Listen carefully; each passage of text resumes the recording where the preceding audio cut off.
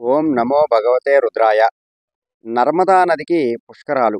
మే 1 నుంచి నర్మదా నదికి పుష్కరాలు ప్రారంభం కానున్నాయి. హిందూ సాంప్రదాయాలలో నదులను దేవతలుగా పూజిస్తారు. మన దేశంలోని 12 పుణ్య నదుల్లో ఒక్కో నదికి 12 ఏళ్లకోసారి పుష్కరాల పేరుతో వేడుకలు నిర్వహించుకోవడం ఆనవాయితీగా వస్తుంది. అయితే ఈ సంవత్సరం మే 1 నుంచి నర్మదా నదికి పుష్కరాలు ప్రారంభం కానున్నాయి. ఇందులో మానవులు తాము చేసినటువంటి పాపాలను పోగొట్టుకోవడానికి పవిత్ర నదుల్లో స్నానం చేస్తూ ఉంటారు. ఆ పాపాలన్నీ నదులలో కలియడం వల్ల నదులు అపవిత్రం అవుతున్నాయి. ఈ విధంగా నదులన్నీ అపవిత్రమై బాధపడుతుంటే చూడలేనటువంటి పుష్కరుడు అనే మహానుభావుడు బ్రహ్మ గురించి తపస్సు చేసి తనను ఒక పవిత్రమైన క్షేత్రంగా మార్చమని వేడుకుంటాడు. అప్పుడు బ్రహ్మ సంతసించి దేవగురువు అయినటువంటి బృహస్పతి ఒక్కో రాశిలో ప్రవేశిస్తున్నప్పుడు ఆ రాశికి అనుసంధానమై ఉన్నటువంటి నదులలో ప్రవేశించి ఏడాది పాటు ఆ నదిలో ఉండమని చెప్తాడు. అందుకు సంతసించినటువంటి పుష్కరుడు బ్రహ్మకు నమస్కరించి కార్యార్థి అయి బయలుదేరుతాడు. మానవుల పాపాలతో అపవిత్రమైనటువంటి నదీ జలాల పుష్కరుని రాకతో పవిత్రతను పొందుతాయి. పుష్కరుడు నదిలో చేరగానే ఆయనకు ఆతిథ్యం ఇవ్వడానికి సప్తమహా ఋషులు ఆ నదికి చేరుకుంటారని శాస్త్రవచనం. వారంతా సూక్ష్మ శరీరాలతో నదికి వచ్చి స్నానాధికాలు ఆచరిస్తారు. కాబట్టి ఈ ఏడాది కాలంలో ఎవరైతే ఆ నదిలో స్నానం చేస్తారో వారి సమస్త పాపాలు పోయి పునర్జన్మ లేకుండా శివసన్నిధికి చేరుకుంటారని విశ్వాసం. పుష్కర కాలం సంవత్సరం మొత్తం ఉంటుంది. పుష్కరాలలో మొదటి 12 రోజుల్లో ఆది పుష్కరం, చివరి 12 రోజులు అంత్య పుష్కరం అని పిలుస్తారు. బృహస్పతి వృషభ రాశిలోకి ప్రవేశించినప్పుడు నర్మదా నదికి పుష్కరాలు వస్తాయని పండితులు చెబుతున్నారు. అయితే పుష్కరాలను నిర్వహించే మొదటి 12 రోజులు, చివరి 12 రోజులు నదిలో పుష్కరుడు సకల దేవతలతో కలిసి ఉంటాడని, ఈ సమయంలో పవిత్ర నదీ స్నానం ఆచరిస్తే సకల తీర్థాల్లో స్నానం చేసినటువంటి పుణ్యం దక్కి మోక్షం లభిస్తుందని పేర్కొన్నారు.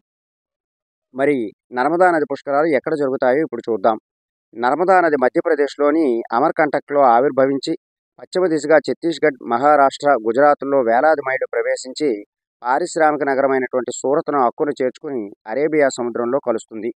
మధ్యప్రదేశ్లో నర్మదా నది ప్రవహించే ప్రాంతాలలో అమర్కంటక్ని హిందువులు అత్యంత పవిత్రమైనటువంటి ప్రదేశంగా పరిగణిస్తారు. ఇక్కడ చాలా పుణ్యక్షేత్రాలున్నాయి. అమర్కంటక్లో పుష్కర స్నానం చేస్తే ఎన్నో జన్మల పుణ్యఫలం దక్కుతుంది. నర్మదా నది ఒడ్డున ఉన్న మరొక పవిత్రమైనటువంటి పట్టణం మధ్యప్రదేశ్లోని జబల్పూర్. ఇక్కడికి పుష్కర స్నానం చేయడానికి లక్షలాది సంఖ్యలో భక్తులు తరలి వస్తారు. జబల్పూర్లో పవిత్ర నది స్నానం చేసిన తరువాత హనుమంతల్ బడా జైన్ మందిర్, మదన్ మహల్, దుమ్నా ప్రకృతి ఉద్యానవనం, రాణి దుర్గావతి మ్యూజియం తప్పకుండా చూడాల్సినటువంటి ప్రదేశాలు. నర్మదా నది పుష్కరాలను మధ్యప్రదేశ్లోని హోషంగాబాద్ నగరంలో అత్యంత వైభవంగా నిర్వహిస్తారు. ఇక్కడ ఉన్నటువంటి సేతుని ఘాట్లో నదీ స్నానం చేయడానికి, పూజలు చేయడానికి పెద్ద సంఖ్యలో భక్తులు తరలివస్తారు. మధ్యప్రదేశ్లోని ఖాండ్వా జిల్లాలో నర్మదా నది ఒడ్డున ఓంకారేశ్వర పట్టణం ఉంది. ద్వాదశ జ్యోతిర్లింగాల్లో ఒకటిగా ఓంకారేశ్వర పుణ్యక్షేత్రం విరాజిల్లుతుంది. పుష్కర సమయంలో ఇక్కడ స్నానం చేసి మోక్షం పొందడానికి లక్షల మంది భక్తులు తరలివస్తారు. ఓంకారేశ్వరంలో ఆ పరమశివుడు ఓంకార రూపంలో దర్శనమిస్తాడు. అందుకే దీనిని ఎంతో పవిత్రమైనటువంటి పుణ్యక్షేత్రంగా భక్తులు భావిస్తారు. మధ్యప్రదేశ్లోని ఖాండ్వా జిల్లాలో నర్మదా నది ఒడ్డున మహేశ్వర పట్టణం ఉంది. పురాతనమైనటువంటి ఈ పట్టణంలో ఎన్నో ఆలయాలు, చారిత్రక ప్రదేశాలు ఉన్నాయి. ఇక్కడ పవిత్ర స్నానం చేయడానికి నిత్యం ఎంతో మంది భక్తులు తరలి వస్తూ ఉంటారు. పుష్కర సమయంలో ఈ సంఖ్య లక్షల్లోనే ఉంటుందని చెప్పవచ్చు. మధ్యప్రదేశ్లోని అమర్కంటక్లో జన్మించినటువంటి నర్మదా నది గుజరాత్లోని భరూచ్ జిల్లా మార్గాన ప్రవేశించి చివరగా అరేబియా సముద్రంలో కలుస్తుంది. ఎన్నో వేల ఏళ్ల క్రితమే ఈ పట్టణం ఉందని చారిత్రక ఆధారాలు ఉన్నాయి. అందుకే ఇక్కడ చుట్టుపక్కల ప్రాంతాల్లో చాలా పురాతన కట్టడాలు, ఆలయాలున్నాయి. ఇక్కడికి ఎంతో మంది భక్తులు పుష్కర స్నానం చేయడానికి తరలి వస్తారు. కాబట్టి ఈ యొక్క పుష్కర స్నానం చేయడానికి ప్రతి ఒక్కరూ కూడా